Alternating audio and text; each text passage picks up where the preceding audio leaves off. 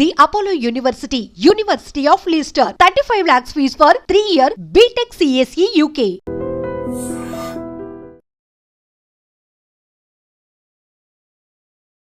నమస్కారం, welcome to I dream. ధర్మ మార్గం విత్ విజిత కార్యక్రమానికి స్వాగతం.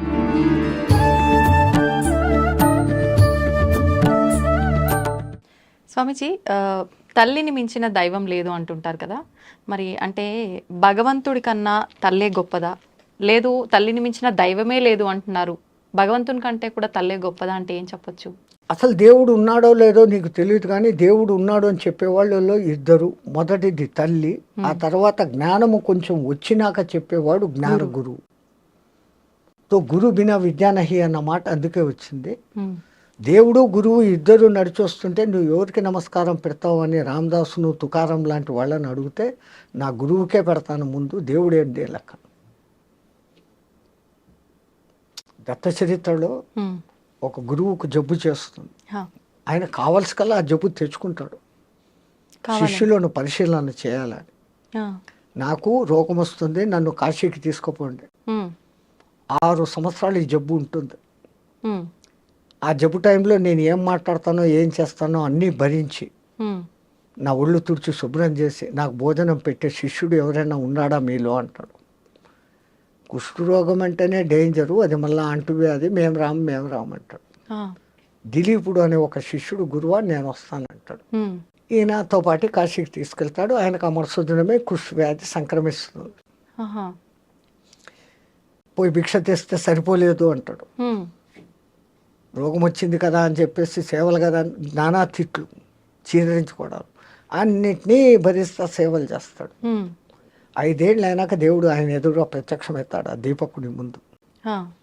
శబ్బాషరా, నీ వంటి శిష్యుడిని నేను ఎక్కడా చూడలేదు, నీకేం వరం కావాలో కోరిక ఇస్తాను, మా గురువు గారిని అడిగి చెప్తాను అంటాడు. నేనే ప్రత్యక్షమై ఉంటే గురువు అంటావు ఏమిరా అని. ఆ గురువు ఉండబట్టి గురువు మంత్రం ఇస్తే నువ్వు కనపడతావు, రామ మంత్రం ఇస్తే రాముడిగా నువ్వు కనపడతావు, కృష్ణ మంత్రం ఇస్తే కృష్ణుడిగా నువ్వు కనపడతావు, విష్ణు మంత్రం ఇస్తే విష్ణువుగా కనపడతావు. నాకు నువ్వు కనపడేదానికి మార్గదర్శివుడు నా గురువే. కాబట్టి ఆయన పర్మిషన్ తీసుకొని వస్తానంట. పోయి గురువుగారు దేవుడు కనపడినాడు, వారిందో వరం అడుగుతున్నాడు, మీ రోగం తీరిపోయేటట్టు వరం అడగమంటే, నాకు సేవలు చేయలేక అల్లాడిపోతాండవా, అక్కడ కూడా పరీక్షలు మళ్ళీ. అందుకనేనా ఇది తీసుకొని వచ్చినా. అబ్బాయి నాకు ఆ ఉద్దేశం లేదండి, పోయి ఏది అక్కర్లేదు, ఏం రా అట్లా అంటాడు. నా గురువు ఇష్టపడ్డావు. మళ్ళా ఇంకోసారి వస్తాడు, ఒరే ఈసారన్నా కోరుకోరా, నీ గురువుకు నేను బాగా చేసేస్తాను, ఆయన కర్మంతో పరం తిరగకుండా ఈ జన్మలో నువ్వు మారుస్తావు, ఆ బ్యాలెన్స్ వడ్డీతో సహా వచ్చే జన్మలో పడాలా, నువ్వు వద్దు, నీ వరాలు వద్దు, మా సేవ మా తిప్పలు నన్ను పడినాను. ఆయన ఇంత హింసిస్తున్నాడు కదా, నాకు అది హింస కాదు, శిక్షణ. కాబట్టి నేను శిక్షగా భావించలేదు, ఒక శిక్షణగా భావిస్తాను, అక్కర్లేదు బాగుంటాడు. అది భక్తి. ఇది విన్నాక గురువు అప్పటికప్పుడు తన రోగాన్ని మానుకుంటాడు. ఆయన నాటకం వీడిని శోధన చేసేదానికి. శబ్బాషరా, నీలాంటి శిష్యుడు నాకు ప్రపంచంలో ఇంకెవడు ఉండడు, నాకు ఏ జబ్బు లేదు, నిన్ను శోధన చేసినాను, దేవుడు వరమిస్తానంటే కూడా వద్దని కాలు రాసిన శిష్యుడివి నువ్వు ఒక్కడివి. అది భక్తి. అట్లాంటి భక్తి మన ప్రపంచంలో, మన దేశంలో, మన పూర్వం ఉంది, ఇప్పటికీ చాలా చోట్ల ఉంది. పల్లెల్లోకి పొండి మీరు సంక్రాంతి చూడండి, అక్కడ ఎట్లా చేస్తారు. ఈడంతా అలంకారాలు చేసుకొని నగలు వేసుకొని ఫోటోజెనిక్ ఫేస్గా ముందు మేకప్ అదేంటి బ్యూటీ పార్లర్కు పోయి కెమెరాల్లో బాగా పడతామా లేదా, నేను కనపడినానా పాటలు పాడుకుంటా, మాటికి ఈ నగ సరిగ్గా ఉందా లేదా, ఈ చౌకమ్మలు బాగుందా, అది చూపించాలి, అక్కడ కనపడాలా. పల్లెల్లో ఆ ఇంటి ముందు శుభ్రంగా, ఇప్పుడు ఇంటి ముళ్ళు ఎక్కడుంది, పేడ చల్లితో పక్కింటోడు వచ్చి టెక్ what is this shit you are putting అంటాడు. అక్కడ శుభ్రంగా పేడతో అలికి రంగవల్లులు వేసి ఆ గొబ్బెమ్మలు పెట్టి వాళ్ళు ఆనందంగా పాటలు పాడతా అంటే వాళ్ళు ఏ మేకప్పులు వేసుకోరు, ఏదో కొత్త బట్టలు కట్టుకుంటారు వాళ్ళకు శక్తి ఉన్నంతలో. వీళ్ళ దానికి మళ్ళా అక్కడ ఏ డ్రెస్సు సెటప్, దానికి మ్యాచింగులు, చెత్తలు చెదారాలు, మళ్ళీ బ్యాగ్ కూడా ఉండాలి, అది కూడా మ్యాచింగ్, అది కూడా కనపడాలి, దాన్ని ఊపుతా అది కూడా చూపిస్తాను. నేను చూస్తా అంట, కనపడతా అంట. పల్లెల అందం పరమానందం, వద్దు బాబు వద్దు బాబు మాకి పట్టణ జీవితం, పల్లెలోళ్ళు పాడతారంట. ఆ పల్లెల్లో ఉన్న అందము ఈ దిక్కుమాలిన అపార్ట్మెంట్లలో పక్కింట్లో ఎవడు ఉండాడో మనకు తెలుసు. పల్లెల్లో ఇప్పటికీ కూడా ఎవరిని అడ్రస్ అడిగితే కూడా ఈ వచ్చినోడికి ఇంకోడు వాడు ఏదో పని మీద పోతాన్నా వెనక్కి వచ్చి, రే బావా నీకోసం ఎవరో వచ్చారా, మామ నీకోసం ఎవరో వచ్చారు, అంత వరుసలు కలిపేస్తారు, ఎంత క్లోజ్నెస్. మళ్ళీ ఆ సంస్కృతి మెల్లమెల్లగా ఇప్పుడు మళ్ళీ జనాల్లో ఆ మార్పులు వస్తుండే. భక్తి కూడా నిజంగా చాలా పెరిగింది. ఆ 5 టీవీ వల్ల టీవీ 5 అదేంతో ఉంది వాళ్ళు. ఆ దీపోత్సవం అని మొన్న కార్తీక దీపోత్సవం పెట్టారు, ప్రతి సంవత్సరం పెడతా ఉంటారు. ఎంత అద్భుతంగా జరుగుతుంది. అన్ని లక్షల నెయ్యి దీపాలు పెరిగితే వాతావరణం ఎంత ప్యూరిఫికేషన్ అవుతుంది. కోర్స్ అక్కడ కొంచెం ఈ కెమెరా హంగులు బొంగులు లైట్లు ఉన్నాయిలే, కానీ భక్తి భావం అక్కడ ఉంది. పాటలు మాటలు, వచ్చిన వక్తల ఉపన్యాసాలు, ఎక్కడే కానీ దిక్కుమాలి మ్యూజిక్లు సినిమా పాటలు లేవాడ. ఆ విగ్రహాలు ఆ సెట్టింగులు కనీసం మనం ఏదో ఒక లోకంలోకి పోయినంత ఆనందంగా ఉంటుంది. స్వామీజీ, ఇప్పుడు ఇది కలియుగం కదా, అంటే కలి యొక్క అంటే ప్రవర్తన వల్ల ప్రభావం వల్లే ఇదంతా జరుగుతోంది అని చెప్పి కొంతమంది అంటారు. అది కాదంటారా? కలి ప్రభావం ఇప్పుడే ఉంది, దుష్టత్వం పెరిగింది అనుకుంటే అంతటి సత్యయుగంలో కూడా మధుకైటకులు ఉన్నారా, రావణ కుంభకర్ణులు ఉన్నారు, కంసుడు శిశుపాలుడు ఉన్నారు. దుష్టత్వము శిష్టత్వము అనేది రెండు మనలోనే ఉన్నాయి. ఇట్ ఈజ్ ఏ రూపాయి కాయిన్. ఒక దిక్కు సింహం బొమ్మ, ఒక దిక్కు రూపాయ అని రాసి ఉంటే దానికి వాల్యూ. అది లేకుండా రెండు దిక్కులు సింహం బొమ్మ ఉంటే మార్కెట్లో అది చెల్లదు. అట్లాగానే మీరు బాగా ఎండలో తిరిగేసి వచ్చి ఏసీ రూమ్లో కూర్చుంటే ఆ ఏసీ ఆన్ చేసి ప్రాణానికి హాయిగా ఉందయ్యా అంటారు. మీరు పుట్టినప్పటి నుంచి centrally air condition along with latrine bathroom AC రూమ్లో మిమ్మల్ని పెంచి ఉంటే నేను ఏసీని సుఖం అనుభవిస్తున్నాను అన్న భావన మీకు వస్తుందా? రాదు. ఆ ఎండను చూసినప్పుడు కదా ఇది వచ్చింది. అవును, కష్టం ఉన్నప్పుడే సుఖం విలువ తెలుస్తుంది. అలాగే ఒక చెడ్డ కంపు వాసన చూశారు, ఆ తర్వాత గులాబీ దగ్గర వాసన చూశారు. కంపు నుంచి గులాబీ శ్వాసన అంటారు. సో అది ఉండబట్టి మీకు దీని విలువ తెలుసు. అది లోకంలో ఉండాల్సిందే, ఇది ఉండాల్సిందే. టు కంపేర్, దాన్ని చూసుకొని అలా ఉండకూడదు, ఇలా ఉండాలా. ఈ రెండిటికి విచక్షణ అనేది దేవుడు నీకు ఇచ్చాడు, దాన్ని నువ్వు వాడుకో. ఏ యుగమైనా ఏ కాలమైనా పేరుకు కలికాలం అంటే ఇట్లే ఉంటుంది అని అంటాం. 12 రూపాయల జీతం వచ్చేటప్పుడు తులం 90 రూపాయలు. వాడికి ఆ ఒక్కొక్క రూపాయి 90 రోజులు మిగలబెడితే తప్ప ఒక్క తులం వాడు కొనలేడు. ఇప్పుడు 70,000 జీతము, తులం 90,000. వీడికి అదే తిప్పలు. వీడి 70,000లో వాడిని కొంప చూసుకోవాలి, 10,000 రెంట్ కట్టుకోవాలి, పెట్రోలు బంకు కార్లు, దీనికే 300 పోతుంది. రేట్లు పెరుగుతాయి, హో అని ఏడుస్తున్నాం. జీతాలు పెరిగినాయని సంతోషిస్తున్నాం. అప్పటిది ఇప్పటిది రెండు ఒకటే. రూపాయికి 2 చాటాల బియ్యం అప్పుడు వస్తా ఉండేది, ఇప్పుడు ఏమైతుంది? అదే పైలే ముఠ్ఠీ భర్ పైసే లేకర్ జాకర్ थैली भर सब्जी लाते थे, अब थैला पर पैसा जाता है, ముఠ్ఠీ భర్ సబ్జీ నై ఆతా హై అని ఒకడు పాట పాడతాడు. महंगाई महंगाई तू कहाँ से आई, तुझे तो मौत न आई. సంచి నిండా డబ్బులు తీసుకుని పోతే పిడికడి నిండా కాయగూరలు రావడం లేదు. ఒకప్పుడు పిడికడకు నువ్వు కాసులు తీసుకొని వెళితే సంచి నిండా కాయగూరలు వచ్చేటి. మెహంగాయి, అధిక ధరలు, నువ్వు ఎక్కడి నుంచి వచ్చావు, నీకు సావు రాదేమే అని పాడతాడు ఒకడు ఒక సినిమాలో. ఆ కవి ఎంత ఊహించి ఎంత అద్భుతంగా రాశాడు. కవి అంటేనే భవిష్యత్తును దర్శించేవాడు. ఆ సినిమా ఎప్పుడో ఇప్పటికి 30-40 ఏళ్ల కింద వచ్చింది అది. అవునా? ఇప్పుడు అట్లాంటి సినిమాలు లేవు, హ్మ్.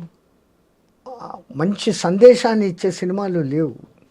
మంచి సందేశం అన్నారు కాబట్టి స్వామీజీ, ఇప్పుడు ఈ మధ్య కాలంలో మన పురాణాలకు సంబంధించి మహాభారతాలు, ఈ గ్రంథాలకు సంబంధించి చాలా సీరియల్స్ వస్తున్నాయి కదా, అవి చూడడం వల్ల మనకు నిజంగా మంచి ఆ జ్ఞానం సీరియల్ను కూడా వక్రించి రాస్తాండారే. హ్మ్. ఆ సాయిబాబా కథలని వస్తాండే. సాయిబాబా చరిత్రలో ఎక్కడైనా ఉన్నాయా అవి? హ్మ్. అంటే వాళ్ళ ఉద్దేశం మంచిది. ఆ. సాయిబాబా మహత్తు ఇట్లా కూడా ఉంటుంది అనేసి ఒక్కొక్క ఎపిసోడ్లో చూపిస్తాడు. అవును. కానీ శివుని పట్ల చూపించే కొన్ని పురాణాలు ఉంటాయి. హ్మ్. వాడి ముఖమే శివుని ముఖంలాగా ఉండదు. హ్మ్. అది ఏందో రావణాసురుడు శివుని కోసం బంగారు భవనం కట్టించాడంట. హ్మ్. వీళ్ళు గృహప్రవేశం చేశారంట. అది ఏందది? పురాణాన్ని వక్రిస్తూ తీయకూడదు. హ్మ్. అట్లా చేస్తా అంటే గవర్నమెంట్ చర్యలు తీసుకోవాలి. హ్మ్. అది తీసుకోవడంలే. ఏమంటే స్వతంత్రం, ఆ. నా ఇష్టం వచ్చినట్టు నేను చేస్తాను, తీస్తాను. హ్మ్. ఈ వ్యవస్థ మారాలమ్మా. హ్మ్. దేశం బాగుపడాలంటే కొంచెం దండా ఉఠానాచి పడేగా. హ్మ్.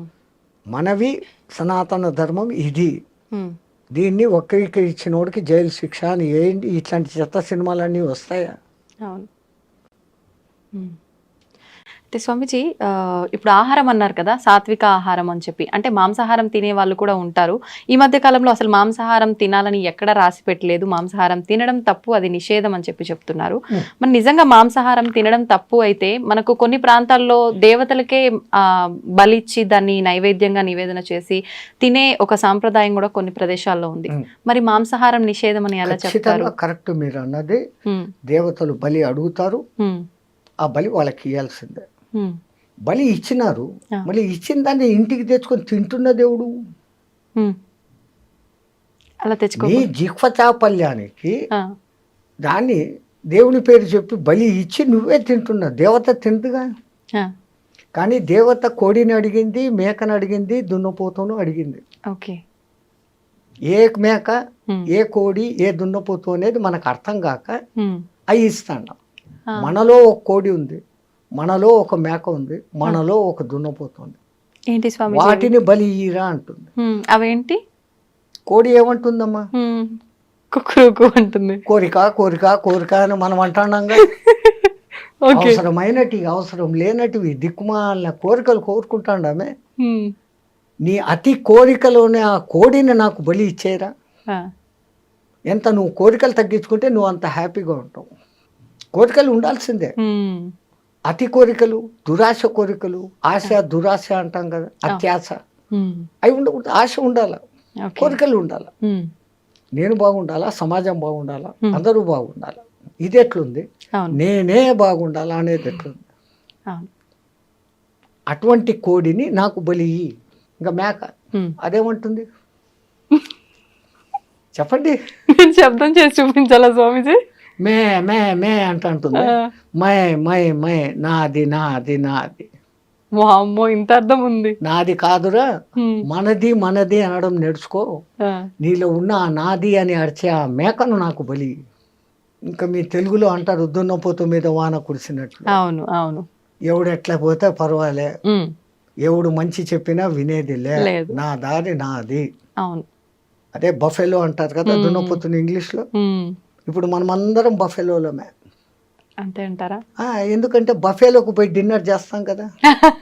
కరెక్టే కదమ్మా. ఆడ ప్లేట్ ఎత్తుకొని బిచ్చకాడలాగా ఒక కూర వేయి, పప్పు వేయి, సాంబారు వేయి అని అడుక్కుంటా తినేది. నిలబడి నడుచుకుంటా తినేది. దున్నపోతులే కదా ఆ పని చేసేది.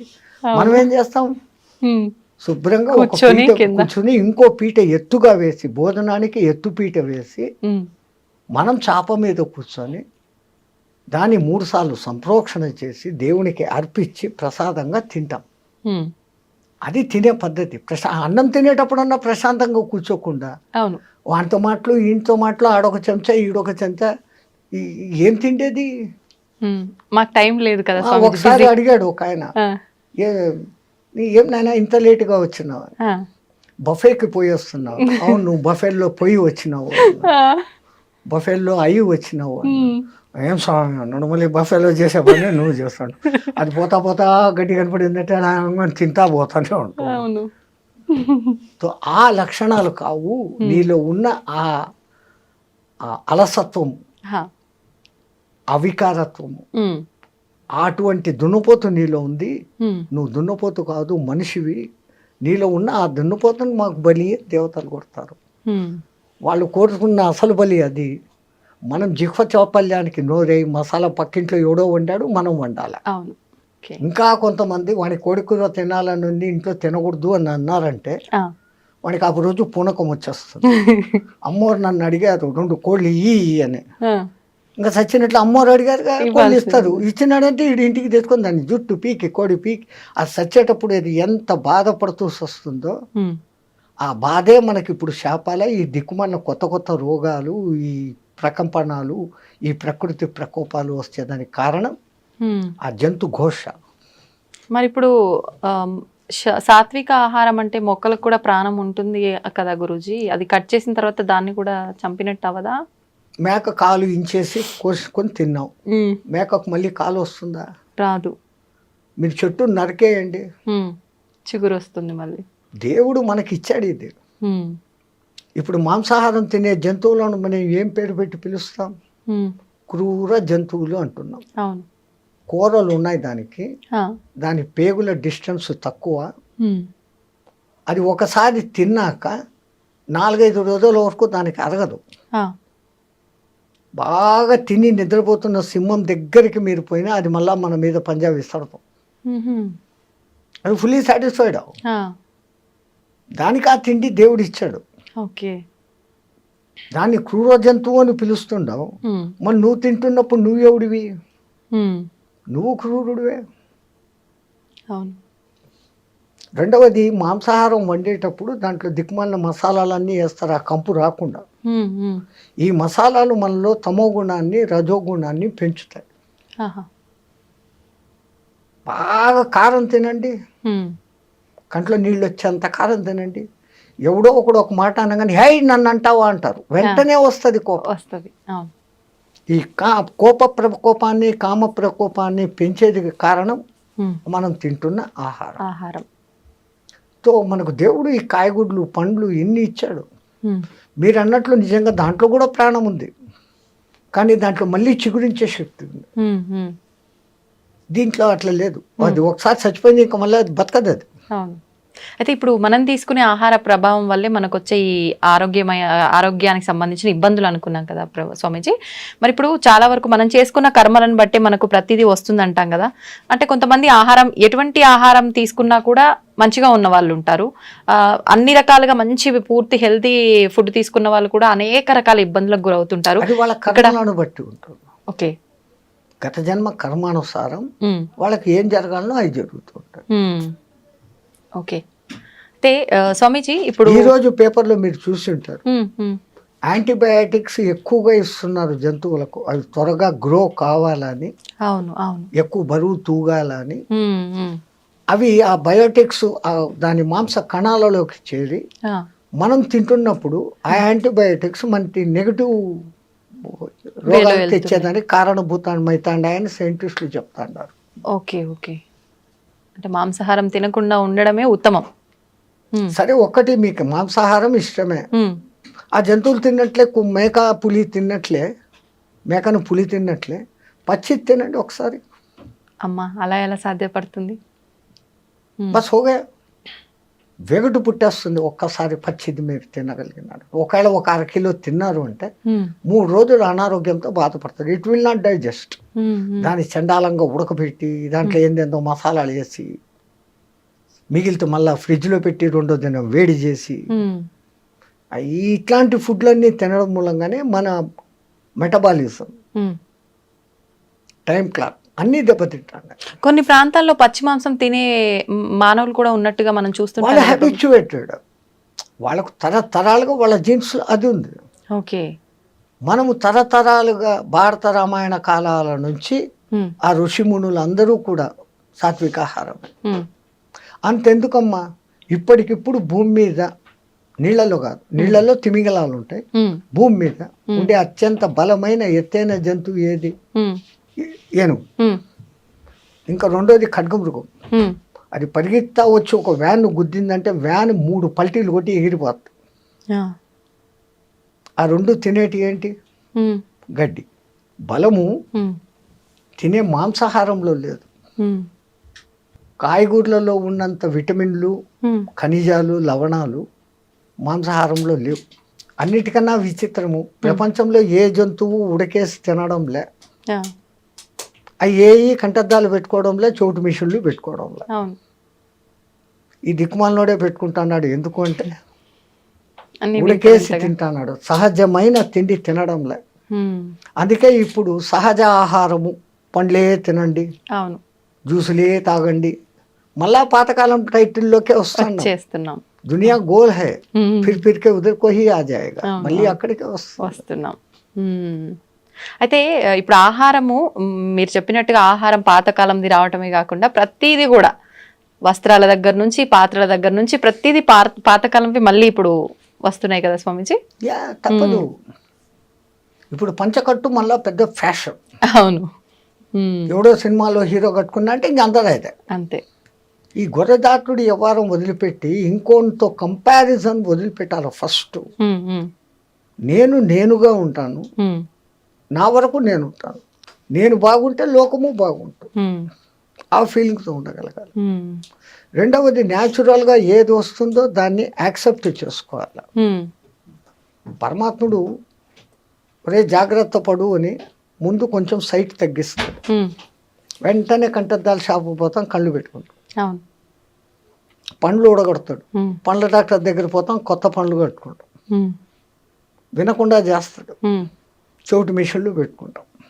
అన్నిటికన్నా ముందు ఆయన ఇచ్చే లెటరు తెల్ల జుట్టు, వెంటనే డై కొట్టుకుంటాం, అక్కడనే డై మొదలైంది మన డై. సో ఈవిడ ఎక్కడ మన మాట వినడం లేదు, ఎత్తుకొని అక్కడ చెప్పడు. ఇంకా ముందు 3-4 సార్లు చెప్పాడు, అన్ని అవకాశాలు అయిపోయినాయి, వినుకోకపోతే ఇంకా డైరెక్ట్గా ఎత్తుకుపోతాడు. సో ప్రకృతిలో లోబడి నువ్వు జీవించినప్పుడు ఆ ప్రకృతి నిన్ను కాపాడుతుంది. ధర్మో రక్షితి రక్షిత. మనం ప్రకృతికి విరుద్ధంగా పోతున్నాం, చెట్లు కొట్టేస్తున్నాం, అడవులను నరికేస్తున్నాం, అడవుల్లోని జీవాలు ఊరి మీద పడతాయి. ఓ పులి ఊరి మీద పడింది, అది ఎందుకు పడింది? అది ఉన్న ప్రదేశాన్ని నువ్వు కట్టేసి ఇల్లు కట్టుకున్నావు, అది ఎక్కడికి పోవాలి? దానికి స్థలం లేకుండా చేస్తాడు. దాని మానాన దాన్ని వదిలిపెట్టి నువ్వు అడవిలో కాకుండా నీకు ఉన్న కొద్ది స్థలంలో నువ్వు కట్టుకుంటే లే, ఒక్కడు ఉండేదానికి 6 బెడ్రూమ్లు ఇల్లు కట్టుకుంటాడు, అవసరమా? మరి ఇవన్నీ ప్రకృతికి విరుద్ధంగా జరుగుతున్నప్పుడు భగవంతుడు అంటే ఆపే ప్రయత్నం చేయాలి కదా. ఒక్కొక్కసారి ఆ భూకంపము అనేది భూమాత క్షమయా ధరిత్రి, భరిస్తుంది భరిస్తుంది భరిస్తుంది. అమ్మ కూడా అమ్మ అమ్మ అని 10 సార్లు పీకుతాడు, ఒకసారి పీకుతుంది కదా. తల్లి అయినా కానీ దండిస్తుంది. అట్లాగనే ఆ భూమాత భరించి భరించి భరించి ఈ జీవహింస, ఈ తవ్వకాలు, ఈ దమనకాండ అంతా చూసి చూసి చూసి ఏ రోజో ఒకరోజు కొంచెం అట్ట కదిలిద్దిస్తాడు, 2 సెకండ్లు కదిలితే చాలు, అంతా అతలాకుతలం, జై శ్రీరామ్ హో జాతా. ఈ మధ్య కాలంలో ఇలాంటివి భూకంపాలు, జలప్రలయాలు చాలా వరకు వచ్చిన సందర్భాలు ఉన్నాయి కదా స్వామీజీ. అంటే ఇవన్నీ పాపాలు ఎక్కువైపోవడం వల్లే అని అనుకోవచ్చా? ఇప్పుడు ఇంతకుముందు ఇంత వాహనాలు లేవు, అవును, వాతావరణం కాలుష్యమైంది, అవును, ఓజోన్ పొర దెబ్బతినేంత లెవెల్కు పోయింది. కార్బన్ డైఆక్సైడ్, కార్బన్ మోనాక్సైడ్, ఈ 2 పెరిగిపోయినాయి. అవును. పోనీ వాటిని గ్రహించుకొని ఆక్సిజన్ ఇచ్చే చెట్లను ఏం చేస్తున్నారు? నరికేస్తున్నారు. ఏమైపోతుంది మళ్ళీ? అదేమో ఎల్నినో ప్రభావం అనేది ఏర్పడి సముద్రాల ఉష్ణోగ్రత పెరుగుతుంది. అది పెరిగితే ఏమవుతుంది? సముద్రం ముందుకు రాను మొదలు పెడుతుంది. మెల్లగా ఈ ఓడరేవులు మెల్లమెల్లగా మునగను మొదలు పెడతాయి. అయితే ఇప్పుడు ఇలాంటి ప్రళయాలు వెంటగా రావటం వల్ల చాలా మంది అంటే ఎవరికి తోచినట్టుగా వాళ్ళు ఇంకా యుగాంతం వచ్చేస్తోంది, కలియుగం అంతమైపోతోంది, ఇలాంటివి 2025లో ఎక్కువ రాబోతుంది. కలియుగము మన వాళ్ళ లెక్క ప్రకారం 4,32,000 సంవత్సరాలలో ఇప్పుడు కృష్ణ పరమాత్మ కాలం చేసిన టైం నుంచి ఇప్పటికి లెక్కేసుకుంటే కలియుగ ప్రవేశం కృష్ణ పరమాత్మ పోయిన తర్వాత, పరీక్షత్తు రాజ్యం చేసేసిన తర్వాత అక్కడి నుంచి కలియుగం మొదలైంది. అంటే మహా అంటే 5,200-300 సంవత్సరాలు నడిచాయి. మన లెక్కల్లో. Okay okay. ఆ లెక్కల్లో ఇంకా 4 లక్షల సంవత్సరాలు కలియుగం ఉంది. ఆ యుగాల పేర్లు ఆ మహానుభావులు ఎంత అద్భుతంగా పెట్టారు, ఎంత క్యాలిక్యులేషన్ ఉంది దాంట్లో. అవును. 4,32,000 సంవత్సరాలు టోటల్ చేయండి, 9 వస్తుంది. 4, 3, 2, 9. దాని పేరు కలియుగం. దానికి రెండింతలు ద్వాపర యుగం. అది 8,64,000 సంవత్సరాలు టోటల్ చేయండి, మళ్ళా 18. కలియుగానికి మూడింతలు త్రేతాయుగం, 12,96,000 సంవత్సరాలు టోటల్ చేయండి, 18. ఓకే. కలియుగానికి చాతుర్ 4 కృతయుగం, 17,28,000 సంవత్సరాలు టోటల్ చేయండి, మళ్ళా 9. ఓకే. ఈ 4 యుగాలు కలిస్తే ఒక్క మహాయుగం. దాని టోటల్ ఎంత వస్తుంది? 43,28,000 సంవత్సరాలు టోటల్ చేయండి, మళ్ళా 9. 9 అనేది సర్వం ఖలిద్వం బ్రహ్మ. 3, 6, 9 సంఖ్యలకు ఎంతో ప్రాధాన్యత ఉంది అని మన శాస్త్రజ్ఞులు చెప్తే మనం నమ్మం. శంఖంలోంచి తీర్థం వస్తే బాగుంటుంది, ఇంగ్లీష్ వాడు చెప్తే నమ్ముతాం. ఓ టెస్లా అనే ఒక ఇంజనీరు ఫారెన్లో, ఆయన ఈ 3, 6, 9 ప్రకారమే యూనివర్స్ అంతా కూడా నడుస్తుందని ప్రూఫ్స్తో చూపించాడు. ఆ అంకెల విచిత్రం కూడా అంతే తమాషాగా ఉంటుంది. రెండో ఎక్కాన్ని మీరు క్యాల్కులేట్ చేయండి, 2, 4, 6, 8. అది 3తో కలిసినప్పుడు 6 వచ్చింది.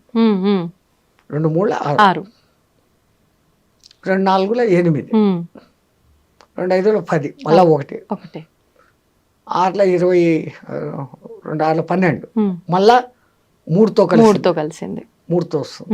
ఇట్లా ఏది చేసినా కానీ 3, 6తో కలిసినప్పుడు ఏ సంఖ్య అయినా కానీ మళ్ళీ దాంతో మిక్స్ అవుతుంది.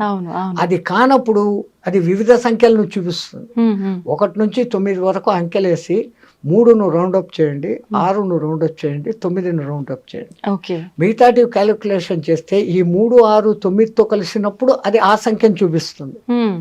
మిగతాటప్పుడు అంతా తమ ఇండివిజువల్ నెంబర్స్ చూపిస్తుంది. 3, 3, 9, 3, 4, 24, మళ్ళీ 6. అది అంతా 3, 6, 9 చూపిస్తుంది. ఇంకో సంఖ్యను చూపించట్లే. అట్లాగనే 6వ ఎక్కను తీసుకోండి, 6, 2, 12, 3, 6, 3, 18, 9. అవే రిపీట్ అవుతాయి. ఇంకా 9వ ఎక్కం అయితే మీరు ఎంత పెద్ద సంఖ్యని హెచ్చవేసి దాన్ని సింగిల్ డిజిట్కు తెస్తే ఇట్ విల్ బికమ్ 9. సర్వం ఖలిద్వం బ్రహ్మ, అంతా బ్రహ్మలో కలిగిపోతుంది అనే దానికి ఆ సంఖ్య సూచకం. సర్వం ఖలిద్వం బ్రహ్మ. అందుకే నవవిధ భక్తి మార్గాలు అని, నవగ్రహాలు. అసలు మన వాళ్ళు జపమాల 108 పూసలు ఉండాలి, అర్ధమాల 54 పూసలు ఉండాలి, నక్షత్రమాల 27 ఉండాలి. ఏది చెప్పినా కానీ 9. అట్లాగనే పూజలు అష్టోత్తర నామావళి, శతోత్తర నామావళి, అన్ని అష్టాదశ పురాణాలు, మహాభారతం 18 పర్వాలు. వ్యాసుడు వాడికి 18 సంఖ్య ఎంత ఇష్టం అంటే మహాభారతం 18 పర్వాలు, కురుక్షేత్ర సంగ్రామం 18 రోజులు. దాంట్లో అన్నిటికన్నా ఆణిముత్యం భగవద్గీత 18 అధ్యాయాలు. కురుక్షేత్రంలో పాల్గొన్న అక్షోహిణుల సంఖ్య 18. ఈ దిక్కు 11, ఈ దిక్కు 7 అక్షోహిణులు, 18 అక్షోహిణుల సైన్యం. అక్షోహిణి అంటే కూడా మళ్ళీ 9 వస్తుంది. ఇన్ని వేల రథాలు, ఆ రథాలకు ఇన్నింతల ఏనుగులు, ఇన్నింతల గుర్రాలు, ఇన్నింతల కాల్బలం అనే లెక్క ఉంది. ఆ లెక్క తీసుకుంటే మళ్ళీ అదంతా కూడా 9. ఆఖరికి మహాభారతం యుద్ధం అయిపోయినాక మిగిలిన మహాయోధులు కూడా 9 మందే. అంటే ఇదంతా ఒక ప్రణాళిక ప్రకారం జరుగుతుందా Swamiji? Universe moving along the calculation of 369.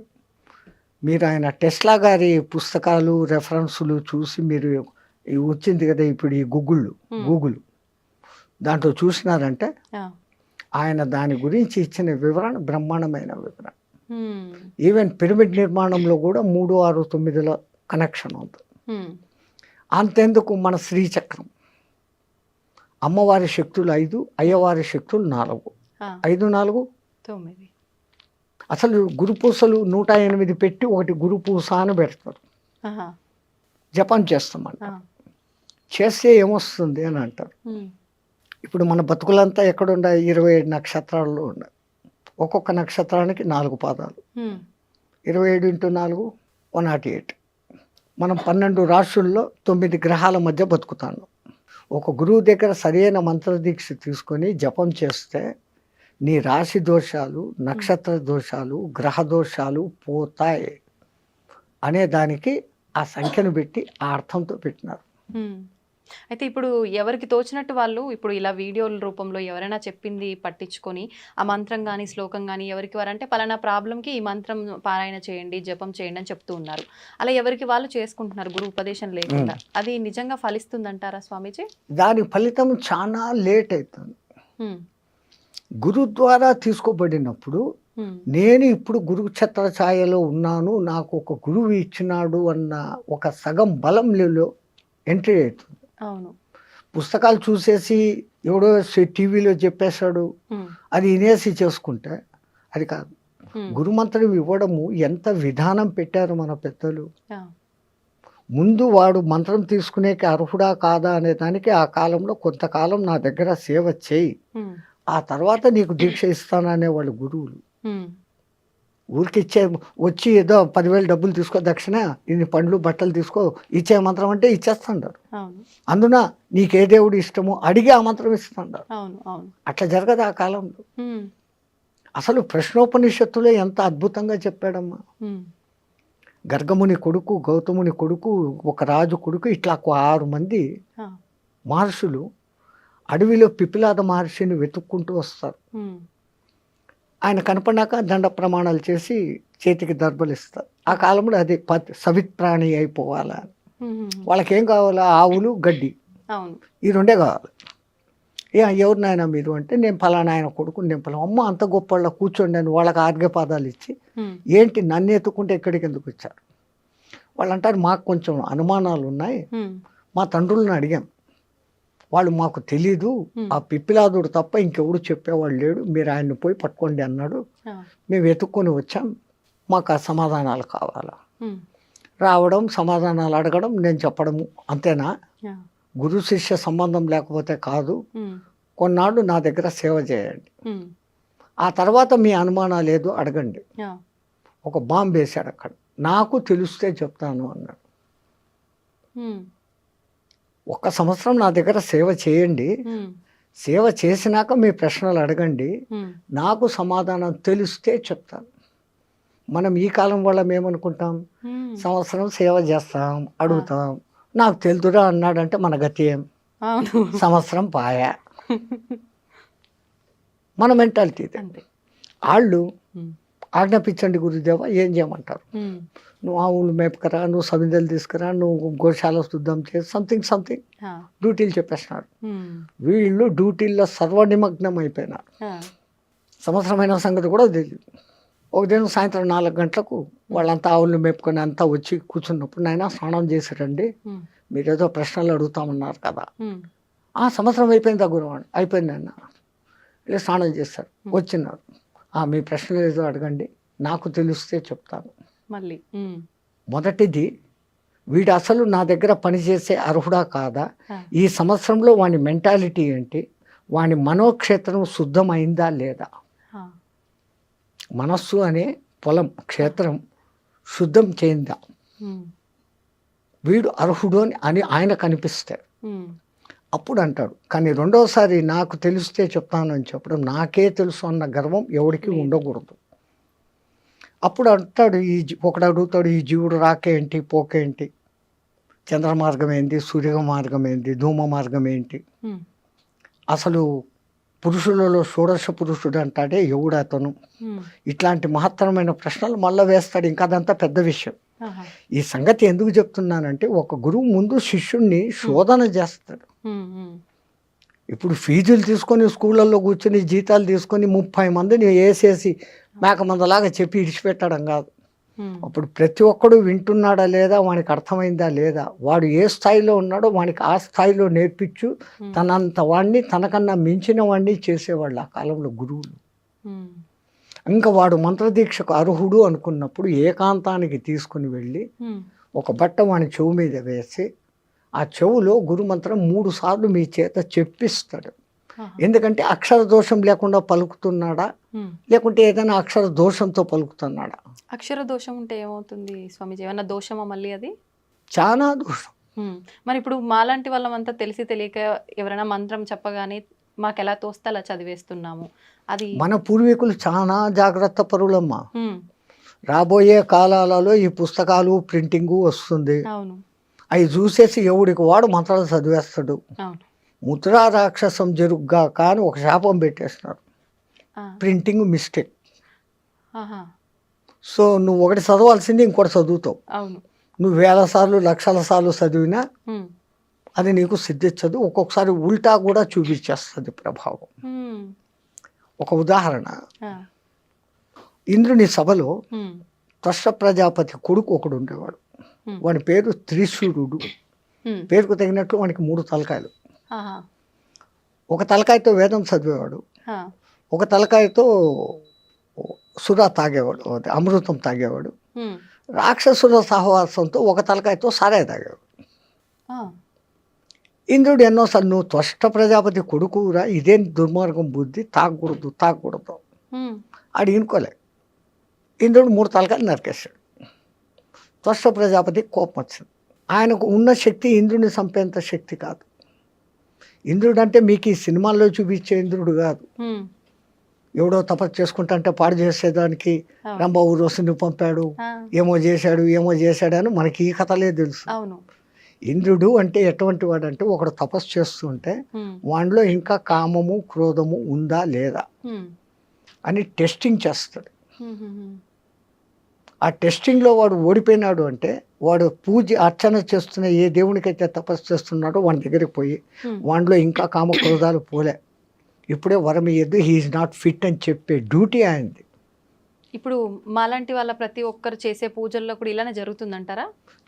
ఇంకా వినండి, ఇది ఆయన తనకున్న శక్తులన్నిటినీ ధారపోసి ఒక యజ్ఞం చేసి ఒక మహారాక్షసుడిని పుట్టించాడు, వృతాసురుడు అనేవాడిని. వృతాసురుడు. నీకు మంత్రం చెప్తా, దాన్ని 7 రోజులు నిత్యపారాయణ చేయి, నీకు ఇంద్రుని చంపే శక్తి వస్తుంది అని. ఆ మంత్రం ఏందో చెప్పు అంటాడు. ఇంద్రశత్రు వివత్వ స్వహ అంటాడు ఆయన. అర్థమేంటి? శత్రువు అయిన ఆ ఇంద్రుడు నా చేత చచ్చిపోగాక అని దాని అర్థం. కానీ ఆ రాక్షసుడు చదివేటప్పుడు ఇంద్రశత్రు వివత్వ స్వహ అన్నాడు, దీర్ఘం తీశాడు అంతే. ఇంద్రశత్రు వివత్వ స్వహ, ఇంద్రశత్రు వివత్వ స్వహ. ఈ 2వ పదానికి అర్థం ఏమైంది? ఇంద్రుని శత్రువు అయిన నేను నాశనమైపోదును కాక. అట్లాగానే వృతాసురుడు ఇంద్రుని చేతిలో చచ్చిపోయాడు. స్వామీజీ, ఇప్పుడు ఈ తరం వాళ్ళలో చాలా వరకు ఆధ్యాత్మిక భావన కానీ దైవ చింతన కానీ చాలా వరకు తగ్గుముఖం పడుతుందని చెప్పాలి. ఒకవేళ ఎవరైనా పూజలు చేసినా భక్తిని ప్రదర్శించినా కూడా అది ఒక ఆడంబరం లాగా మనం ఎంత స్తోమతగా చేశాము అనే దానిపైన శ్రద్ధ ఉంటుంది తప్ప ఎంత భక్తితో చేశాము అనే దానిపైన శ్రద్ధ ఉండట్లేదు. నిజంగా అసలు ఎలా ఉండాలి ఈ ఆధ్యాత్మిక భావన అనేది? ఈ తరం వాళ్ళు ఆధ్యాత్మిక భావనలోకి మార్గంలోకి రావాలంటే మన నిత్యం చేసే విధి విధానాలన్నీ ఏ రకంగా ఉంటే బాగుంటుంది? ఈ మైకులు, ఈ కరెంటు లేనప్పుడు ఉన్న భక్తి వేరే, ఈ మైకులు వచ్చినాక వేరే. మైకులు వచ్చిన కొత్తలో కూడా గణపతి నవరాత్రులు 9 రోజులు ఆ గణపతి పాటలు తప్ప రెండోది ఉండేది కాదు. అవును. ఇప్పుడు దిక్కుమాల ఇంగ్లీష్ పాటలు, సినిమా పాటలు అన్నీ పెట్టి పారేస్తున్నాం. జాగరణం అని చేసే శివరాత్రి, జన్మకో శివరాత్రి అని చెప్పే శివరాత్రి, ఆ రాత్రి అంతా సినిమాలు చూస్తూ గడుపుతా ఉన్నారు. అవును. పెద్దవాళ్ళు పెట్టిన ఇంటెన్షన్ వేరే. జన్మకో శివరాత్రి అని ఎందుకన్నారు? ఈ శివరాత్రి అయిన మరుసదినమే నువ్వు ఉంటావో లేదో గ్యారంటీ లేదు, మళ్ళా ఇంకో శివరాత్రి చూస్తామనే దానికి ఛాన్స్ లేదు. అందుకని ప్రతి శివరాత్రిని ఈ జన్మకో శివరాత్రి అన్నట్లు చేసుకో. ఉదయం నుంచి ఆహారం తినకుండా ఉండి రాత్రంతా దైవనామ స్మరణతో గడుపుతూ మేలుకొని మరుసదినం 12 గంటలకు ఉద్వాసన. అట్లాగనే మన వాళ్ళు ఏకాదశి ఉపవాసాలు పెట్టించారు. అది వాళ్ళు ఎంత దూరపు ఆలోచన అంటే సంపూర్ణమైన సైన్స్ ఉంది. ఇప్పుడు ఒక జపాన్ శాస్త్రవేత్త 36 అవర్స్ ఫాస్టింగ్ అనే ఒక విధానాన్ని కనిపెట్టి నోబెల్ ప్రైజ్ తెచ్చుకున్నాడు. హ్మ్. ఏకాదశి ఉపవాసం అదే కదా, ద్వాదశి ఉద్వాసన అంటాం. ఏమైతుంది 36 అవర్స్. అంతే. 36 అవర్స్ మీరు ఎప్పుడైతే ఫాస్టింగ్లో ఉంటారో మీ మెటబాలిజం తనను తాను రెక్టిఫై చేసుకుంటూ మీలో రెసిస్టెన్స్ కెపాసిటీని పెంచే గుణాలు దానికి వచ్చేస్తాయి ఆటోమేటిక్గా. ఓకే. ఈ విషయం మన వాళ్ళు కనిపెట్టే పండుగలకు నువ్వు మధ్య మధ్యలో ఈ ఉపవాసాలు ఉండు అన్నారు. హ్మ్. ఇంకో అర్థం కూడా ఉంది. ఆవాసం అంటే వాని పక్కనే కూర్చోవడం అనే అర్థాన్ని తీసుకొని వీళ్ళు టిఫిన్లు కాఫీలు అన్నీ లాగిచ్చేస్తూ అవును. దీనికి ఎప్పటికీ రెస్ట్ ఇవ్వకుండా పోతే వీడి శరీరం తొందరగా శిథిలమవుతుంది. అంత దూరదృష్టితో మన వాళ్ళు అసలు పండుగలు అని పెట్టడంలోనే ఎంత అర్థము. మీ తెలుగు మాటలు మహా గొప్పవి తల్లి. పండుగ చేసుకో, నిన్ను నువ్వు పండుగ చేసుకో. చెట్టులో ముందు మొగ్గ తొడుగుతుంది, మొగ్గ ఉండొచ్చు రాలిపోవచ్చు. మొగ్గ పువ్వు కాదు, పువ్వులోనే రాలిపోవచ్చు. పువ్వు పిందెగా మారుతుంది, పిందెగా రాలిపోవచ్చు. కరెక్ట్. కాయ అవుతుంది, కాయ రాలిపోవచ్చు. పండుగ అయ్యేదానికి ఎంత శ్రమ ఉందో నీ జీవితాన్ని నువ్వు పండుగ మార్చుకో. ఆ అర్థంతో పెద్దవాళ్ళు పండుగ అని పెట్టారు. మనం పండుగ చేసుకుంటే ఇంకా పొద్దు హాలిడే, లేని పిండి వంటలంతా పొద్దు నుంచి సాయంత్రం దాకా తినడమే, సినిమాలకు పోవడమే. ఇది ఎట్లయిపోయింది. ఎక్కడ జరుగుతుంది పొరపాటు అంటే పెద్దవాళ్ళు మన సాంప్రదాయం ఇది ఇలాగే ఉండాలని వాళ్ళు కూడా చెప్పక ఏందో ఆ పథకాలు చెంతాడు మేము అనుభవించాము, మా వాళ్ళు జాలిగా అన్నా ఉండని, అరే పండగకు నీ ఇష్టం వచ్చినట్లు ఉండరా అనేసి పెద్దవాళ్లే ఫ్రీనెస్ ఇస్తాడు. తప్పు ఎక్కడ జరుగుతుందంటే ముందు తల్లి తండ్రి వీళ్ళు మామూలు విద్యావంతులే కాకుండా ఆధ్యాత్మిక పరంగా ఒక తల్లి ఉన్నప్పుడు ఒక జిజియాబాయి శివాజీని తయారు చేసింది, ఒక యశోద కానీ ఇంకోళ్ళు కానీ కృష్ణుని తయారు చేసింది. తల్లి ఇంట్లో మొదట, అందుకే హోమ్ డిపార్ట్మెంట్ అంటాం, దానికన్నా హోమ్ డిపార్ట్మెంటే పవర్ఫుల్. హోమ్ డిపార్ట్మెంట్ బాగుంటే అన్నీ బాగుంటాయి. అట్లాంటిది ఈ కాలపు తల్లుల బాధ్యత పిల్లవాళ్ళలో భక్తి బీజాలు కూడా నాటాలి. ఇప్పటి నుంచే భక్తి ఎందుకు, రిటైర్డ్ అయినాక చూసుకుంటాం. రిటైర్డ్ అయ్యేంత వరకు నువ్వు ఉంటావా? సరే ఉన్నా అప్పుడు ఆ మంత్రాలు స్తోత్రాలు ఉపవాసాలు శక్తి నీ మెటబాలిజంలో ఉంటుందా? ఇప్పటి నుంచి అలవాటు చేసుకుంటే నీ బాడీ ఆ రోజుకు కూడా అక్కడే సహకరిస్తుంది. అందుకే విద్యాభ్యాసం చేసేవాడికి మన వాళ్ళు 4 వ్యవస్థలు పెట్టారు.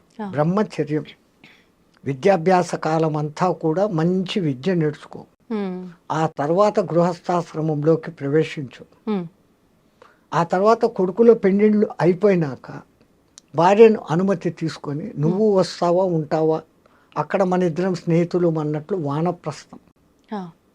ఆ చిట్ట చివరిది సన్యాసం, సర్వసంగ పరిత్యాగం. అంత 4 వ్యవస్థలు మన వాళ్ళు పెట్టారు. ఈ భక్తి తగ్గిపోవడానికి కారణము మనమే. చెప్పిన శాస్త్రం ప్రకారం చేసి తీరాలా అని ఒక గట్టిగా చెప్పేవాడు లేకపోయి డూ యాజ్ యూ లైక్ అనే వ్యవహారానికి దిగబడి కాంప్రమైజేషన్లోకి రాబట్టి ఇట్లా జరుగుతుంది. గణపతిని మట్టి గణపతినే తయారు చేయాలి. అది మళ్ళీ నిమజ్జనం చేస్తే నీలో నుంచి వచ్చింది తేరా తుజుకో అర్పణ అన్న భావన. అట్లానే శివార్చనలు చేస్తే బంకమన్నుతో నది పక్కనే శివార్చన లింగం చేసి నీళ్లు పోస్తూ ఉంటే అది మళ్ళీ కరిగిపోయి మళ్ళీ నదిలో కలిసిపోతుంది. నీది నీకే అర్పణం అన్న భావన. ఇంతింత అర్థాలతో మన వాళ్ళు పెట్టినారు. ఇప్పుడు యాక్రిలిక్ లింగాలన్నీ సెటప్ చేసి దానికి లింగాభిషేకాలు, పూజలు, దీపారాధన. ఆ బర్త్డే పొద్దు 50 బర్త్డే అంటే 50 దీపాలు వెలిగించి 50ని ఊది పారేసి కేక్ కట్ చేసుకొని తింటాడు. మనది దీపాలు ఆర్పే సంస్కృతి కాదు, దీపాలు ముట్టించే సంస్కృతి. పూర్వీకులు ఏం చేసేవాళ్ళు, ఒకవేళ రాజవంశాల్లో వాళ్ళు వీళ్ళు బర్త్డేలు చేసుకోవాలంటే వాడు ఎన్నో బర్త్డే అయితే అన్ని గుళ్ళల్లో అన్ని దీపాలు వెలిగించి రావాలి.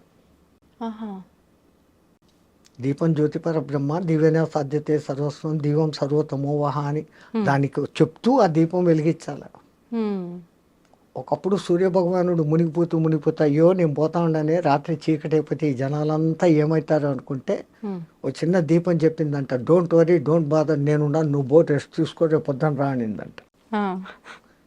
ఇంత చిరు దీపం చాలు కదా ఈ గది అంతని వెలిగించేదానికి. ఆ దీపం వెలిగించుకునే దాంట్లో ఎంత అర్థం మన వాళ్ళు పెట్టారు మీకు చెప్పే ఉంటాను, మళ్ళీ చెప్తాను. ఒక దేశంలో ఒక కొంచెము మంచి జ్ఞాని అయినా కానీ అప్పుడప్పుడు తిక్క ప్రశ్నలు వేసే రాజు ఒకడు ఉండేవాడంట. ఈ జనాలకందరికీ సభలో ఉండే వాళ్ళకు భయం, వీడు ఏ పొద్దు ఏ తిక్క ప్రశ్న వేస్తాడో, సమాధానం చెప్పకపోతే జైలు, కొరడా దెబ్బలు, రాజు ఏమనేకి లేదు.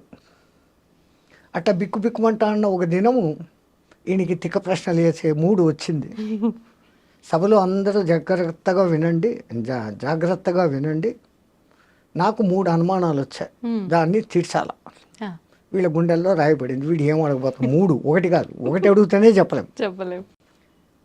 అడగండి మహారాజా అన్నారు, ఇంకేం చేయలేక. దేవుడు ఎక్కడ ఉన్నాడు, దేవుడు ఎటువైపు చూస్తూ ఉంటాడు, నేను ఈ ప్రశ్న అడిగి మీరు సమాధానం చెప్పేటప్పుడు దేవుడు ఏమి చేస్తూ ఉంటాడు, ఈ 3టికి సమాధానాలు చెప్పండి. ఎవడు చెప్తాడు, పోయింది మన బతుకులు అయిపోయినాయి అనుకున్నాడు. రాజు ఇట్లా ఏళ్ళు తిప్పి తన ఆస్థాన పండితుకు ఏళ్ళు చూపించాడు, నువ్వు చెప్పు అన్నాడు. వాడు ఇంకా పండితుడుగా తెలివైనడు. రాజా ఏమన్నా సామాన్య ప్రశ్నలా, అడగంగానే చెప్పేసేదానికి 2 రోజులు టైం అయింది, ఈ లోపల కూడా మర్చిపోతాడులే అనుకున్నాడు ఈయన. 2 రోజులు కాకపోతే 3 రోజులు టైం తీసుకో, 3వ రోజు నువ్వు చెప్పాల్సిందే. ఈయన అప్పుడు సభ అయిపోయింది, ఇంటికి వెళ్ళాడు, దిగులుగా కూర్చున్నాడు. ఆయనకు రోజు పాలు పోస్తే గొల్ల పిల్లవాడు ఒకడు, 12 ఏళ్ల పిల్లవాడు ఆయన వచ్చాడు, పాలు తీసుకున్నాడు. మహారాజా ఎప్పుడు దేదీప్యమానంగా మీ ముఖం వెలిగిపోతుంది, ఈ టైంకి మీరు 20 మందికి సత్సంగం చెప్పేవాళ్ళు, నేను పాలు పోసేసి బయట కూర్చొని వినేవాడిని, ఇప్పుడు ఎందుకు మీ ముఖం డల్గా ఉందని. ఏందో నా సమస్యలు లేరా పో అన్నాడు. అయ్యయ్యో నాతో చెప్పచ్చు కదా, రే మా రాజు ఉన్నాడు తిక్కలోడు, ఇట్లా 3 ప్రశ్నలు అడిగాడు, ఏం చెప్పి సవాలా, ఏంటి ఆ ప్రశ్నలు, నీకెందుకు రా, ఇన్ని రోజులు మీ సత్సంగం వింటాను స్వామి, ఏమో చెప్పండి అన్న. ఈ ప్రశ్నలు అడిగినట, దేవుడు ఎక్కడ ఉంటాడు, ఏ దిక్కు చూస్తూ ఉంటాడు, ఆయన ప్రశ్న అడిగి నేను సమాధానం చెప్పేటప్పుడు ఏం చేస్తుంటాడు, ఈ 3 చెప్పాలంటారా. ఆ పిల్లోడు ఉండుకొని, ఓ సింతేనా, దీనికి మీ వరక, రేపు పొద్దున్న సభకు నన్ను తీసుకెళ్ళండి నేను చెప్తాను అన్నాడు. ఒరే నాకైతే జైల్లో వేస్తాడరా, నీకైతే కొరడా దెబ్బలు కొడతాడు, లేకుంటే తలకాయ తీసేస్తాడు, అది ఏం చెప్తారో నువ్వు అన్నాడు. ఈడ చెప్పను, ఆడనే చెప్తా, వానికే చెప్తా, బుద్ధి చెప్తాను, నేను మీ శిష్యుణ్ణి, మీ సత్సంగాలు విని ఇంత బలం వచ్చింది నాకు, నేను చెప్తాను, నీ కర్మ ఏం చేస్తావు చేసుకొని మడసదను సభకు తీసుకుని పోయినాడు. ఏమయ్యా 3 రోజుల టైం అడిగి ఇప్పుడే వచ్చినావు, ఈడెవడు గోలపిల్లోడు, ఓ చిన్న గొచ్చి పంచ, ఒక తుండుగుడ్డ, వచ్చి ఎట్లా కర్ర, ఈడెవడవును. రాజా అంత మాత్రం చిన్న ప్రశ్నలు మా అంతటి గురువుని అడుగుతావా, నేను చెప్తాను దానికి సమాధానాలు అంట పిల్లోడు. రే చెప్పకపోతే ఏందో తెలుసాను, ఈ తర్వాత సంగతి అడుగు అన్న. ఈయన 3 ప్రశ్నలు అదంతా దేవుని వ్యవహారం ప్రశ్నలు. మరి దేవుని ప్రశ్నలు అడిగేటప్పుడు ఇంత ఒక దీపం వెలిగాలా, ఇంత ప్రసాదం పెట్టాలా, పాలన్నా పెట్టాలి కదయ్యా అన్నాడు. అట్లనా ఉండండి అంటే తప్పెట్టు పెట్టాడు. రే ఒక మంచి నెయ్యి దీపం పట్టుకురండి, ఒక గిన్నెడు దోసెడు పాలు తీసుకురండి, 2 ఆడబెట్టాడు. రే వచ్చిందిరా నైవేద్యము దీపం 2 వచ్చినాయి. ఇప్పుడు మళ్ళీ అడుగు ఏందో నీ ప్రశ్న, దేవుడు ఎక్కడ ఉంటాడు అని. నీ ప్రశ్నకు సమాధానం చెప్తా కానీ నేను ఒక ప్రశ్న అడుగుతాను, దానికి సమాధానం చెప్పాను. నేను ప్రశ్న అడుగుతాను, నువ్వు ప్రశ్న అడుగుతావు ఏమరా, చెప్పు, నువ్వు పండితుడివి కదా చెప్పు అన్నాడు. ఏందో అడుగు, ఈ పాలలో నెయ్యి ఎక్కడుంది అన్నాడు. అంటే నువ్వు గొల్లోనివి నీకు తెలియదా, దాన్ని ముందు పెరుగు చేయాలా, ఆ పెరుగుని చిలకాల, వెన్న వస్తుంది, వెన్నను కరిగేయాల, నెయ్యి వస్తుంది. అంటే ఈ పాలలో నెయ్యి ఉంది కదా, ఉంది అని. ఏడుంది అన్నాడు. పాలంతా ఉందిరా అన్నాడు. అట్లే దేవుడు నెయ్యిలాగా పాలలాగా ఈ ప్రపంచం అంతా ఉన్నాడు. దేవుడు ఎక్కడ ఉన్నాడు అనే దానికి సమాధానం చెప్పాడు. సమాధానం దొరికింది. రాజుగారి బుర్ర పనిచేసింది. ఓ అమ్మో ఇడు ఎవడో తక్కువడు కాదు. ఇంకా రెండో దొరుకుతున్నాను. దీనికి ఏం చెప్తాడు? దేవుడు ఏ దిక్కు చూస్తున్నాడు రా రాజా, ఇప్పుడు వెలిగించినామే ఈ దీపం, దీని కాంతి ఏ దిక్కు పోతుందో చెప్పు అన్నాడు. దీపపు కాంతి అన్ని దిక్కులా పోతుంది అన్నాడు. దేవుడు చూడని దిక్కు లేదు, అన్ని దిక్కులా చూస్తున్నాడు. ఇంకా ఈయనకి టెన్షన్ వచ్చేస్తుంది. అని ఇది ఎట్లా చెప్తాడు ఇప్పుడు? నేను ప్రశ్న అడిగేటప్పుడు నువ్వు ఏం చెప్తావో, నువ్వు సమాధానం చెప్పేటప్పుడు ఆయన ఏం చేస్తుంటాడో చెప్పాలా. మరి మూడో ప్రశ్న తెలుసు కదరా, మళ్ళా చెప్పమంటావా అని. అదే నాకు ఒక అనుమానం, నువ్వు ఇంత గొప్ప పండితునివి, ఎక్కడైనా అడిగేవాడు కింద చెప్పేవాడు పైన ఉండాలి కదా, నీకు ఆ జ్ఞానం లేదా అన్నాడు. అట్లానా అనేసి పీట వేసుకొని ఈయన కింద కూర్చొని రా సింహాసనం ఎక్కువ పైన కూర్చొని చెప్పు అన్నాడు. ఈడు సింహాసనం మీద గొల్లోడు కూర్చున్నాడు. ఇప్పుడు చెప్పు ఏందో ఆ ప్రశ్న అన్నాడు. మళ్ళా అడుగుతావు ఏందిరా? నేను ఈ ప్రశ్న అడుగుతున్నప్పుడు నువ్వు సమాధానం చెప్పేటప్పుడు దేవుడు ఏం చేస్తున్నాడు? ఇదే చేస్తుంటాడు. గొల్లోని సింహాసనం ఎక్కించినాడు, రాజుని నేల మీద కూర్చోబెట్టినాడు. అసలు దాంట్లో మర్మం ఏమంటే, చంచలమైన ఈ మనస్సులోకి గురుమంత్రం అనే పెరుగు వేసినప్పుడు అది చంచలత్వం పోయి స్థిరమవుతుంది. ఆ స్థిరమైన స్థితిలో నీ తపన అనే కవ్వం వేసి చిలికినప్పుడు అది వెన్నగా మారుతుంది. ఈ తపన తపస్సుగా మారినప్పుడు ఆ వెన్న కరిగి నెయ్యి అవుతుంది. ఈ నెయ్యి కరిగి ఇంకోటి అయ్యేది ఛాన్స్ లేదు. బూడిద నెయ్యి రెండు ఒకటే. బూడిదను మీరు ఎన్నిసార్లు కాల్చినా అది ఇంకో రూపు ధరించదు. నెయ్యిని ఇంకా ఎన్నిసార్లు కాల్చినా అది ఇంకో రూపు ధరించదు. చిట్ట చివరికి నెయ్యిగా మారిపోవడం, ఒక స్థిరత్వాన్ని పొందడం. పాలలో స్థిరత్వం లేదు, అది పెరుగు అవుతుంది. పెరుగు పెరుగులో నుంచి వెన్న వస్తుంది. వెన్న కరిగి నెయ్యి అయినాక ఇంకేమీ లేదు. అది దాని అర్థం. అట్లాగానే దీపం ఏ దిక్కు చూస్తుంది అన్నాను. అసలు ముందు దీపం ఏంటి?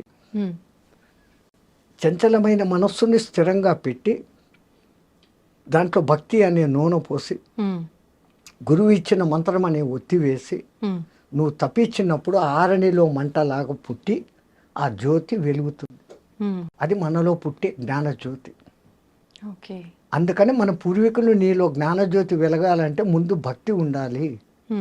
ఆ భక్తిని ఈ విధంగా నవవిధ భక్తులు ఉన్నాయి, ఇదేనైనా స్వీకరించు.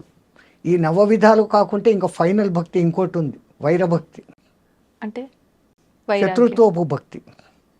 భగవంతుడి పైన కోపంతో వచ్చేదా స్వామీజీ? శత్రుత్వం. అసలు మనం దేవుణ్ణి 10 సార్లు తలుచుకుంటే శత్రువు 20 సార్లు తలుచుకుంటాడు. అవును. మీరు ఎవరికైనా 10 మంచి పనులు చేశారు, ఆ 10 మందిలో ఎవడో ఒక్కడు మిమ్మల్ని తలుచుకుంటాడు. అదే మీ మీద కోపం ఉండేవాడు మీ ఎదురు కనపడినప్పుడు అంతా లేదు, మీ ఫ్రెండ్ ఎవడైనా కనపడితే కూడా వాడు అట్ట చేశాడు, వాడిని పోతున్నాడు రోడ్డు మీద, వాడు అట్ట చేశాడు, వాడి పేరు 100 సార్లు చదువుతాడు. హిరణ్యకశిపుడు అంతే. ఎక్కడున్నాడ్రా హరి, ఎక్కడున్నాడ్రా హరి, ఈ ప్రహ్లాదుడు చెప్పిన దానికన్నా 100 సార్లు ఎక్కువ వాడు చెప్పాడు. వాడికి మోక్షం వచ్చింది. అనన్య భావంతో భగవత్ చింతనం, ప్రతిఫలాక్ష లేపకుండా దేవుని చింతనం అంతవరకే చేయాలి. కానీ లాభాల కోసము ఫలితాల కోసము మనం దేవుణ్ణి చింతన చేస్తాను. గుడికి పోయినా మనం చేసే పని ఇదే. భక్తిభావం జనాల్లో ఉండాలా అని గుడి అనే వ్యవస్థ, గుడి కాదు దాని పేరు ఆలయం, అందులో లయం అన్న పేరు పెట్టారు. ఆలయం. ఆ ఆలయ నిర్మాణం ఎట్లుండేది? పెద్ద గాలిగోపురం ఉండేది, లోపలికి వచ్చినాక బలిపీఠం ఉండేది, ధ్వజస్తంభం ఉండేది, ఆ తర్వాత సంగీత మండపం ఉండేది, దాని తర్వాత నృత్య మండపం ఉండేది, ఆ తర్వాత దర్శన మండపం ఉండేది, ఆ తర్వాత గర్భగృహం అనేది ఉండేది. ఆ గర్భగృహంలో చీకటి ఉండేది, ఒక చిన్న దీపం, దేవుడు కనపడకుండా ఉంటాడు. మనం పోతే పూజారి కర్పూర్ సే ఉస్కో కర్పూరంతో హారతి ఇచ్చినప్పుడు ఆ పైనుంచి ఆ పబ, ఆ దివ్యమంగళ రూపము, ధరించిన ఆయుధాలు, కాళ్ళు అన్నీ చూపించుకొని దర్శనమిస్తాయి. ఆ చూసిన దాన్ని అంతా కళ్ళ నిండుగా చూసి ఉమ్, అక్కడ మళ్ళీ పైన ధ్యాన మండపం అని ఉంటుంది. ఉమ్, అక్కడ కాసేపు కూర్చొని ధ్యానించుకో, నువ్వు చూసిన దాన్ని ధ్యానించుకొని మన పెద్దోళ్ళు ఇంత గొప్ప వ్యవస్థ పెట్టినారు. ఉమ్. అంటే భగవంతుని దర్శనం తర్వాత కాసేపు గుళ్ళో కూర్చోవాలి అనడానికి అర్థం ఇదేనా స్వామిజీ అయితే? నువ్వు కన్నారా ఏమి చూసినావో, అవును. ఏ ఆయుధాలకు ఏ అర్థము, ఎందుకు ఆమె ఆయుధాలు ధరించింది, ఆమె అతడు ఆయన. విష్ణువు అయితే శంకు చక్రాలు ఉంటాయి, ప్రధానంగా ముందు ఆ రెండు కనపడతాయి. ఉమ్, ఉమ్, శం ఖం, ఉమ్. శుభకరమైన ఆకాశం. ఖం అంటే ఆకాశం, ఆహా. శం అంటే శుభకరం, ఉమ్, ఖం అంటే ఆకాశం, మంచి ఆకాశం. ఓకే. ఆ భావనతో నీకు చూసినప్పుడు ఆ దేవుని యొక్క సుదర్శనం, మంచి దర్శనం అవుతుంది. సుదర్శనం చక్రం కాదు, ఉమ్, ఉమ్, ఉమ్. సుదర్శనం. దర్శనం. అందుకే గజేంద్ర మోక్షంలో ఉమ్, కలడు కలడు వాడు కలడు లేడు అని ముందు మొత్తుకొని, ఆ, ఆ తర్వాత ప్రాణములు ఠావులు తప్పే నువ్వును తప్ప ఇహపరంబులను ఎరంగని కావవే వరద అని అడిగినప్పుడు ఉమ్, ఆ కరి మొద ఆలకించి ముందు ఆయన పంపింది ఏంది? ఉమ్, సుదర్శనం. ఆ, దానికి ముందు వీనికి దుష్ట దర్శనం. నేను ఆ భార్యలు చూస్తుండారు, నేను రాజును, డామ్ డూమ్ అని ఎగిరినాడు. ఉమ్, సుదర్శనమైనప్పుడు అవును. జరిగింది, దాని పేరు సుదర్శనం. ఉమ్, అట్లాంటి భావనతో నువ్వు చూసి ఆ భావనలన్నీ అనుకొని అక్కడ కూర్చోరాని ఇంత గొప్ప వ్యవస్థ పెట్టారు. అవును. మనమంతా ఆలయాలకు పోతుండం. ఉమ్, అన్నిటికన్నా మన పెద్దోళ్ళు చెప్పింది, ఆలయం బయటనే చెప్పులు వదిలిపో. అవును. ఆ చెప్పులు వదలడంలో వాళ్ళ అర్థం ఏంటి? ఉమ్, ఆ చెప్పులను వదిలేసినట్లు నేను కలెక్టరు, నేను ఆడ, నేను మగ, నేను బ్రాహ్మణ్, నేను క్షత్రియ, నేను వైశ్య, ఇవన్నీ ఏది కాదురా. ఆ, నేను జీవాత్మ, నువ్వు పరమాత్మ, నీలో లయం అయ్యేదానికి, ఉమ్, నాలో ఉన్న దుర్గుణాలను బలి ఇచ్చేదానికి, నాలో ఉన్న సద్గుణాలను ధ్వజస్తంభంలాగా నిలిపేదానికి ఉమ్, ఇక్కడికి వచ్చాను అన్న భావనతో నువ్వు పోవాలా అని మన పెద్దోళ్ళు చెప్పులు బయట వదలమన్నారు. ఓకే. ఇన్ని అర్థాలతో పెడితే ఉమ్, మనం ఏం చేస్తున్నాం? చెప్పులేమో బయట వదులుతున్నాం. చెప్పారు కదా అవును. పెద్దోళ్ళు, చెప్పులు బయట వదులు. అవును. చెప్పులు వదిలిపెట్టి గర్భగుడిలోకి పోయి దర్శనం చేసుకొని ధ్యానం చేసేదానికి ఒక్క నిమిషం అటు కూర్చొని లేచి ఉమ్, మళ్ళీ బయటకు వస్తాం. అవును. ఇంత చేసే ఈ టైంలో మనకు తెలియకుండానే ఒక కొత్త మంత్రం చెప్పిస్తాం. అది ఎవడూ చెప్పడు, ఆ మంత్రం మనకే వచ్చేస్తుంది. ఏంటి స్వామిజీ? బయట వదిలిన చెప్పులు ఉంటాయో పోయి ఉంటాయో. కొత్త చెప్పులు మొన్ననే కొనుక్కున్నా. అదే కదా ఈ తిప్పలే. అవును. మళ్ళా వాడు అక్కడ 2 రూపాయలు అడుగుతాడే అని ఆడిచ్చాం. అవును. ఎన్నో గుర్తుగా బండ కింద చెట్టు కింద దాపెడతాం. ఆ దిక్మాలను 2 రూపాయలు వాడికి కూడా ఇచ్చేది బుద్ధిలే. అవును.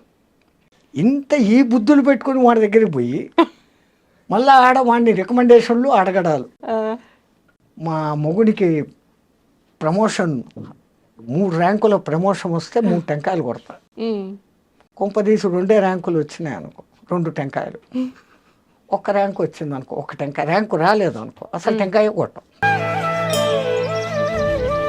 తవ్వండి, తవ్వుతూనే శివలింగం. పరమాత్మకు జీవా సరే దాన్ని అట్లా కప్పేసేయండి, చూపించదండి. Krishna is there. మూర్తి పూజ కాదు, సాక్షాత్ బ్రజేంద్ర నందన భగవాన్ ఉన్నారు మూర్తిలో. ఏమీ ఆశించకుండా ఆరాధించే వాళ్ళు కూడా ఉన్నారా ప్రభుజీ? నిజమైన భక్తి అంటే మనకు తెలియదు కాబట్టి